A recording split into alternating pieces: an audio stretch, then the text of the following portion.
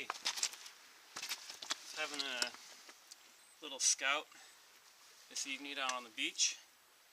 I'm out on the west side of Lopez Island, and I thought I would demonstrate how one can quickly carve a spoon. This has happened to me more times than I care to admit. That I make it to camp. I'm getting ready to cook dinner, tarps all set up, and I don't have a spoon or a spatula to cook dinner with, so I end up having to whittle something out of a piece of wood that's handy. And that can take a long time. You can do like a really pretty job with a spoon, which is what I usually do. These Canada geese keep flying over. Or you can bust something out that is going to be ready to eat with while your meal is, by the time your meal is done cooking. So that's what I want to do right now. There's a few tricks you can do to cut the time down when you're carving something, and I'm going to try and utilize all those. First of all, don't use hardwood. This is alder. It's considered a semi-hardwood because it's a broadleaf tree, but it's actually fairly soft, really buttery, nice carving wood. And it's green. I cut a green limb off of, you can kind of see down the beach here, there's a lot of bank erosion that's happened here. I've watched this bank erode about 10 feet in the last 2 years. And so I've taken it off of trees that are not long for this world. I don't like to harm things unnecessarily, but if I can clear back a pathway or utilize something that's about to be gone anyway, then I'll do that. But we're going to turn this billet here into a spoon, and the way I like to do that is to look at the piece of wood and see if it's got any natural curves in it. And this one has a little bit of one here and a little bit of one there. You can also obviously select a piece of wood that's got what you want, but we're not trying to get too fancy on this because it's a quick and dirty spoon. So I'm going to choose the quickest path to a good spoon that I think I can come up with. And I'm going to split this in half. There's a pith mark in the middle of this. It's right, the centermost of the concentric rings. That's the weakest part of the wood. If you're going to split something laterally along its length, if you can put whatever you're using to split on that, then it'll cleave apart in two halves really beautifully with a lot less effort. So I would usually just baton that out with a knife, but I have my a new axe handy with me that I'm taking out for testing. And let's see here. I'm going to get another stick for holding that solid, and that way I don't have to worry about injuring myself while I'm batoning that. So, good way to do this to keep from removing any hand parts is to use another stick to hold what you're working with. And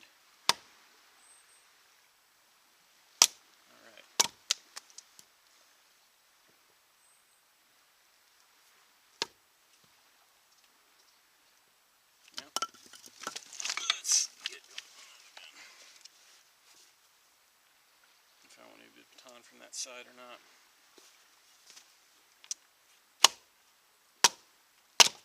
Okay, so I still have two usable halves, even though that one chunk came off of there. That on this one is going to be the end for the handle of the spoon. So you can already make out a spoon shape here. This would be the bowl, and this would be the skinny part that you hang on to.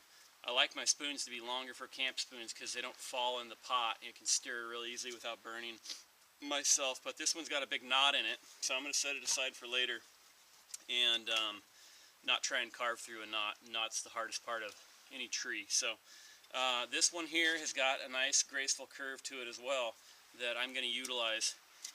When you're selecting a piece of wood for a spoon, you want to get it like a good ½ inch wider than you think your eventual spoon is going to be, because there's pith, there's cambium layer, there's a really thin layer of bark in this. It's amazing how much wood goes away when you're carving. So I want to start out with making, I guess I've got a pin on me, I could use a piece of charcoal too, but just kind of laying out roughly where I want my spoon to be, and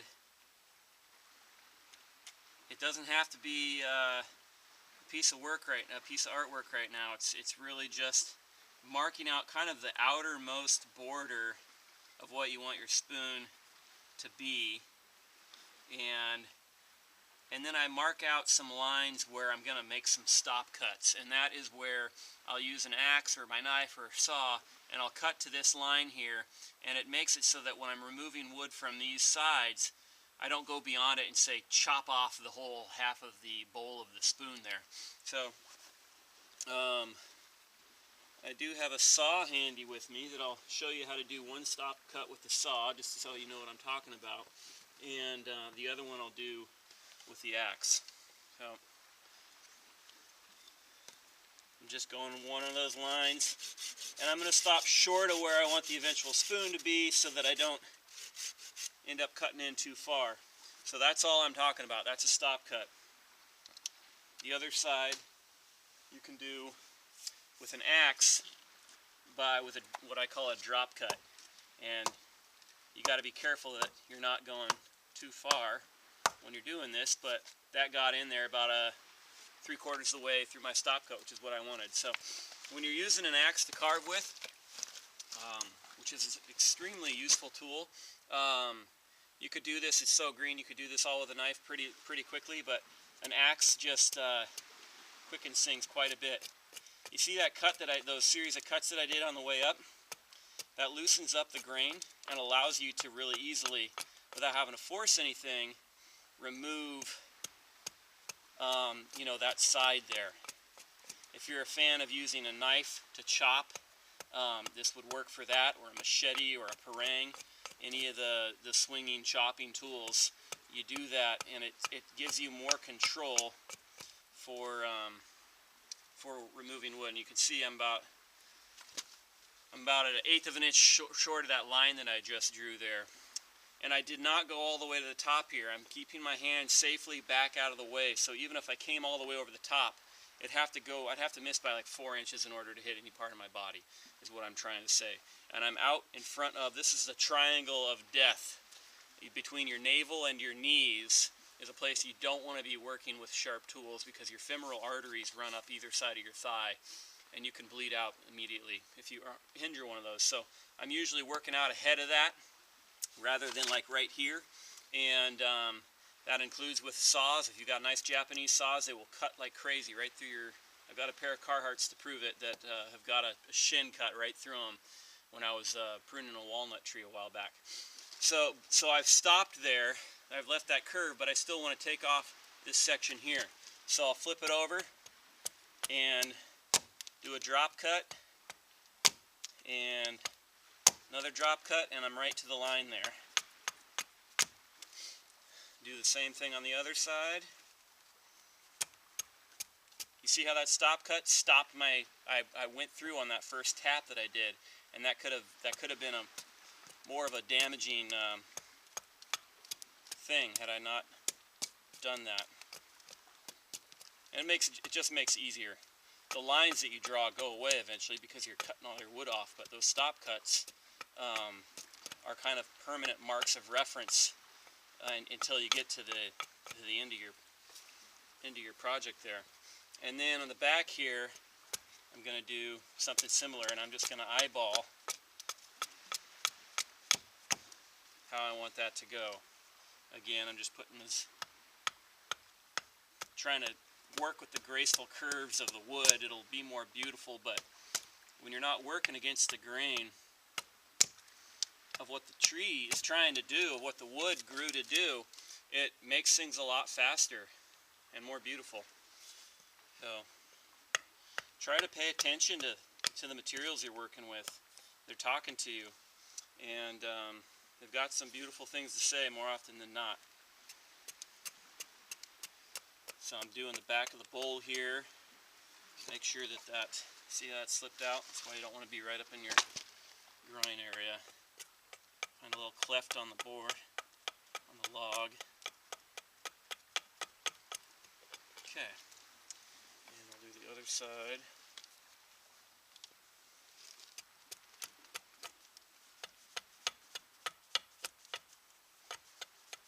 don't start off right away shaping the edge of the bowl. I like to have that flat surface so I can put it down on something, and I'll do that last. That way I don't jack up the whole edge of the spoon, which is a pretty important part of it. But it's handy from a utility point of view to leave it on there for a little longer. Sometimes you get a little excited about making a spoon and you want to just take off that wood right where the spoon part of the spoon is, and it's handier to leave it on there a little bit longer. So I want to get this back. This slippery log is all covered in algae. It's not the best workbench. But if you can get good with an axe or a hatchet, this is a bit longer of a hatchet than I would normally use for this sort of thing, but it's what I have. You can do 80% of the work with the hatchet and then just finish off with a quick whittle at the end, and rather than doing it all with a knife. If you're good with the carving adze, man, that is just such a beautiful tool to use. I've just started using them, and I have friends that make them with Kestrel knife and tool, and that's a beautiful tool. It's been in use for a lot of time. So I've worked out most of that shape. Another tool we're going to use is a crooked knife. That is a knife that originates from this area. It used to be that the native people that lived here, when they were carving out totems and giant house logs, and they decorated so much of their stuff, and they would surface so much of it. Like every square inch of the piece that they would work had been tooled one way or another. And they were using beaver teeth. And beaver teeth are curved. And let's see here, put that flat. And when steel came into the area, they kept with that shape. And now that's like a world-class spoon carving knife. You see them all over the world. People who are spoon carvers, they're using crooked knives that kind of originated out of the coast of Washington and Alaska and British Columbia. So I'm going to get mine out real quick just so I can show you what I'm talking about. This particular knife is actually patterned after a knife that is from British Columbia, and this is the curved blade here. Get a good look at that or not. And you can get these in all kinds of different curves. I find that to be the most useful one. The flat side right along here is really good for planing. But if you'll notice the handle, the blades sit in it asymmetrically, and it's sharp on both sides. This handle is shaped just like a whalebone rib that was used in this knife that a friend of mine patterned these knives after when he started making them. And it's just one of the most graceful and beautiful shapes. And it could be an antler tine, it could be a whalebone rib, a piece of wood, obviously. And again, if you're using beautiful tools, then it helps to remember that you're trying to do beautiful work. It's like a standard you're trying to hold yourself up to, and I don't know, it just makes the whole thing more wonderful in my view. So right now I'm just kind of taking off all the rough surfaces. I've just removed my rough drawing that I made, but I don't really need it. I never really needed it anyway. I was just trying to show you guys an example to get started. But this knife can be used frontwards, it can be used backwards, it can be used in any single direction that you want. And there's a lot of rules about how you're not supposed to cut towards yourself that kids are told, and there's about a dozen different standard cuts that carvers use when they're doing something like this. And last time I counted it, I think 9 of them involve cutting towards yourself. So that rule is a little bit, it's what you tell a kid so they don't hurt themselves. But in reality, if you want to become a carver, it's mostly what you're doing. And the trick is learning how to do it so that you can't cut yourself. So when I'm doing a cut like this where I'm bracing up against my chest, the knife is pointed back at you. It's pointed away from me, and the only thing that can hit me is the handle in my hand. So it's impossible for me to cut. When I do a chest lever, I'm cutting, you know, right past myself, but I can't get at myself. So the idea is to watch your follow through. What is that blade going to do if I slip, if the piece drops out of my hand, somebody slaps me on the back, whatever? What's the follow through going to be? Isn't any part of my body going to be in the way of it, or the piece that I don't want to cut off? That don't cut towards yourself is one of the most false myths.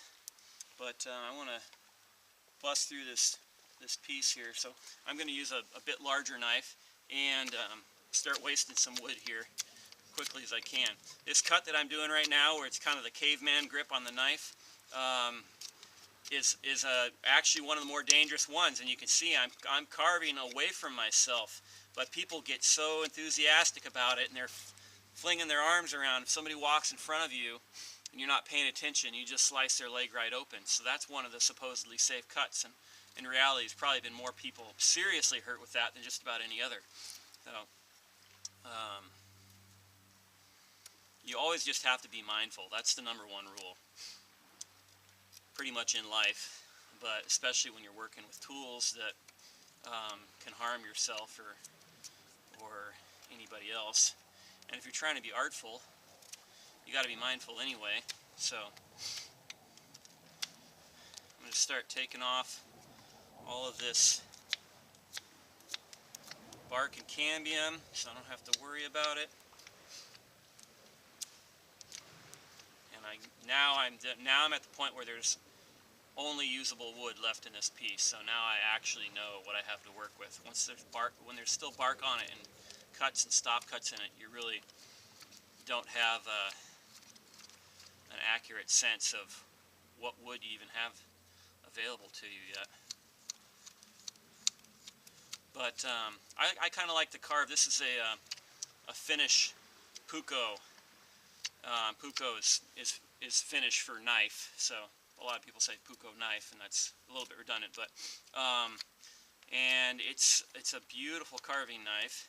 It's really a bushcrafting size knife, but I've gravitated towards using these guys just because mostly what I do is make stuff. If I have an axe handy, I'm not going to be batoning, and this is a rat tail blade, so it shouldn't be batoned. But just keep thinking about holding that vision of what the spoon is in your mind and release it out of the wood. And until you start getting close, you can really get some wood out of the way pretty quickly.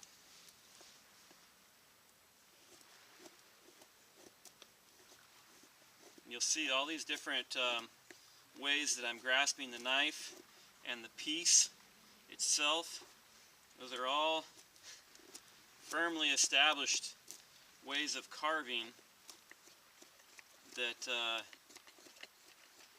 have worked for a long time.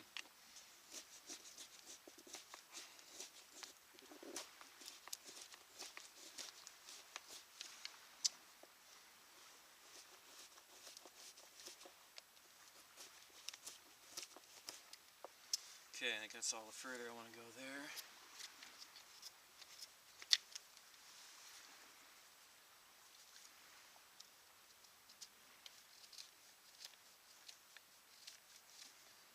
So this one right here, you'll notice I'm cutting towards my thumb, but I'm not using my arm to do it. I'm literally curling my hand, and my hand will only curl so far, so I can't cut my thumb doing it. If I'm just trying to draw like this, then not only could I cut my thumb, I could cut me. So there's different cuts that use your back muscles, they use your hand muscles, they use your forearm. And each one of them is appropriate in different situations. And the only way to get second nature about it is to spend a few hours a week doing this every week. I started whittling when I was a boy, and I've always been kind of a whittler since then, but in the last few years I've really taken it on. I do it every Sunday all afternoon with some friends, and make different works of art, different kitchen utility pieces, and you name it. I've got a bear sculpture, a little bear sculpture that I'm wanting to do up in my mind, but it's the piece of wood I have for it is a piece of cured plum, which is extremely hard wood, and it's a little daunting to think of it. It's 15 times harder than this alder, this green alder. I bet. That's one of the most important rules if you want to start carving. Do not start on hardwoods. You will scare yourself out of it. It's a lot easier. And learn how to sharpen a knife. This knife, a razor sharp is dull for a carving knife. Literally, razors are not very sharp. If you can't, like I'm doing right now, with the weight of the knife, shave the hair off of your arm, your knife is not very sharp for carving. So that's a two-fingered grasp, and it's literally the weight of the knife will take hairs off. So learn how to do that. It's an important skill, and it'll help not just with carving, but your axe work, and the time you spend sharpening, which is easy to do, is time you're not spending hogging out a bunch of wood and giving yourself blisters and calluses in the back of your hand, which is hard to do. So I'm always rotating the piece in my hands and keeping an eye on the three-dimensionality of it. I'll sight down one side. Is that bowl kind of level with the handle? It's a little high right there. So anytime I'm just letting my brain pick up on, oh, that doesn't look balanced, that doesn't look right, that looks out of place. And it's an editing process, really. What doesn't feel right? And take it off. And start rounding off the edge of the bowl here. I actually injured my hand 3 or 4 weeks ago in Taekwondo. I took a bad fall. We were doing like this ninja obstacle course for a warm-up at the beginning of class, and I fell off of, we were doing kind of these monkey bars things, only it was with rings, it wasn't on bars, and the guy who went through before me, well, nothing to do with him, but the rings were still moving from the guy who went through before me, and I missed one, and the rings are about 10 feet in the air, so when I was Tarzaning across and missed one, I landed on the ground, and I caught myself just fine. It was as good a landing as I could have done, but I did land right on the palm of my hand, and this little area right here has been bruised for several weeks. So I've not been doing a lot of carving. I can actually feel that now. My hands are probably not as strong as normal, but once you get into it, though, it's like riding a bicycle. It just feels like the right thing to do. I've got some theories about wood and human evolution and how there's so many kinds of wood in the world, and almost all of them smell amazing.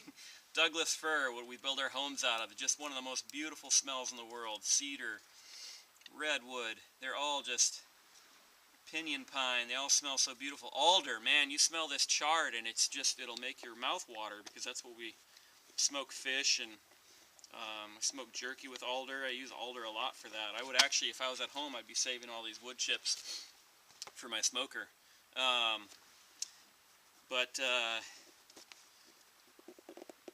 My theory is that the humans that learned to be liking being around wood, since we use it for everything, survived.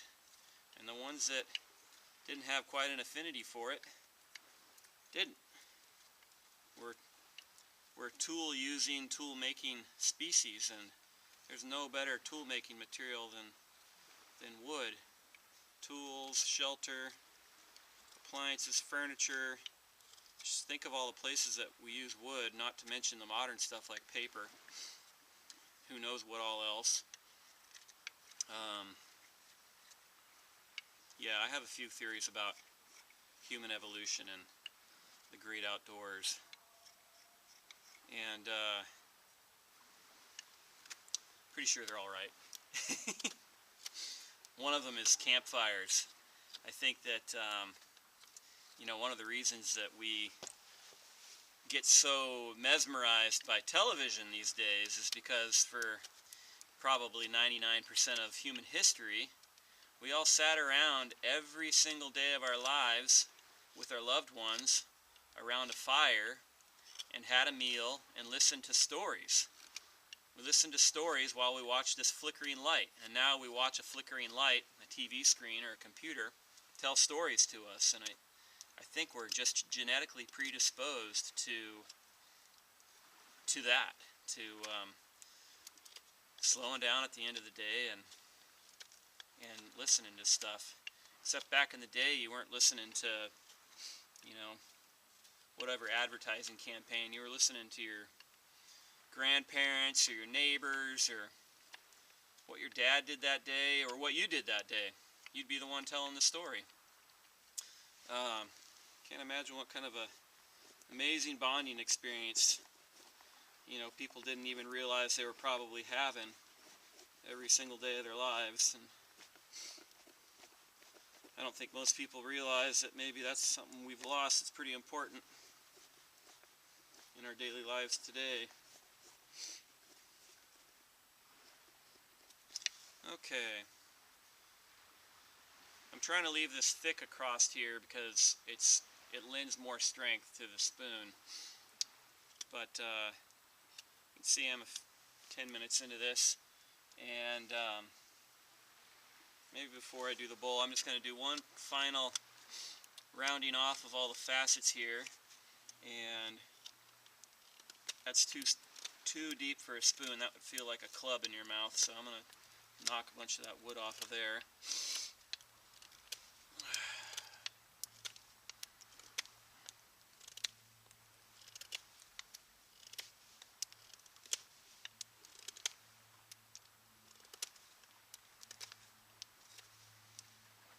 A little better.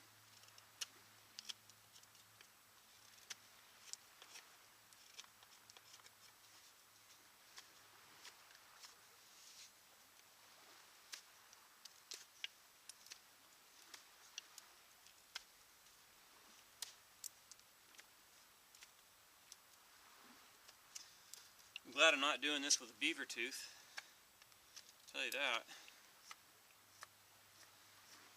The man who made this knife has been making knives in his little shop in some little town in Finland since 1976. The very man who made this knife. This is a brand new knife. This is pretty much the first thing I ever carved with it, and God, it's really nice. I don't know what it is about knives, but they're really, for something as simple as they are, they're really easy to get infatuated with, and I don't know what it is about them. They're just so simple. You'd think you'd get 2 or 3 of them, and what more would you need? But it doesn't work that way for me. Apparently not for a lot of other guys, women. So I'm just kind of fleshing it out now, taking off any high points. Starting to get dark. I guess the sun just set on the other side of the island, so we're losing our ambient light up high. And this isn't an art spoon, it's a dinner making spoon, so I'm just going to carve the bowl out of it here. Generally speaking, when you're using a curved knife, if you're trying to hollow something out with it, you're going to want to be cutting against the grain, excuse me, not against the grain, across the grain, when you're using the curved part, and that'll help reduce tear out in the grain. This is another way you can hold this particular knife, and again, using that, just the curving of my hand, pretty strong muscles in there and in your forearms, and you can really hog out some wood.